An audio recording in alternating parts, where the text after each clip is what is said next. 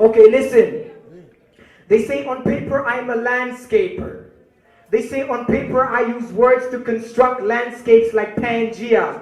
But in the deepest recess of my mind's an antithesis towards time, because time is not enough to save the dying traditions of their time. You see, my grandfather was a man that I barely knew, but whose stories echo beyond the grave, and through my voice I told them you. What I am telling you is that for the first 15 years of my life, I didn't give a shit about my grandfather. A moon-worshipping savage, I watched him move with the slow motion of trees while picking dry leaves with the same added texture of his hands, and I'd say to him, tell me stories, grandfather, because my friends in the city tell me old people tell the best stories. Stories of glory and how once this land stood a two-legged chance against crusaders and conquerors. And then how man they came here with books of scripture to fill the cranium and try to pack the history of our people into one millennium, which is absurd because I'm sure we've been here longer than that. I guess they thought we were alive and dead at the same time, like Schrodinger's cat. And I know a lot of you will hate me for pleading this case, but for Christ's sake, my grandfather drew me a map with the contour lines of his face, and it all started in ancient Egypt with blacks with the ancient Caesars. I am trying to move you because most of you are paraplegic. You're paralyzed by the little word to which you value yourself. I'm not here to recite a poem, I'm just here to value your help. So help me foster the black renaissance for our slain daughters, because I got this with my life. It's my Whitney. I'm Kevin Costner, ebonized. Listen, I am Kevin Costner, ebonized.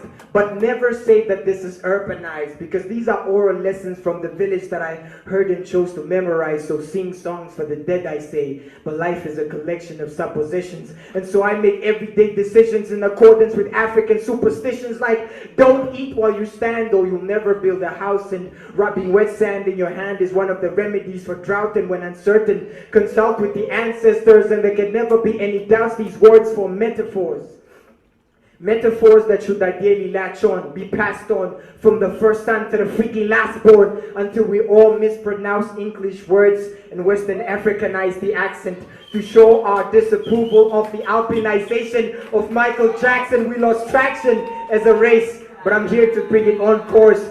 Africa soaring high like the title flight of the Concords. And of course, pretentious coffee shop poets will dismiss this as savage dribble, until I grab a chisel. Then I craft you a mask of Igbo while speaking Debele with the Afrocentricity of Chino Achebe for every one of their Einstein, Schopenhauer, Mozart, Galileo, marching to the drums and the sounds of 1,000 griots like Fela Kuti, screaming free Africa until the oppressor shoots me or one of my jealous relatives gives me a cup of muti. I'm not telling you how it is, man. I'm telling you how it should be. United States of Africa, Kwame requires duty from all of us who speak English like British residents, speak in our native tongues and then suffer from speech impediment. Black Vulcan, y'all.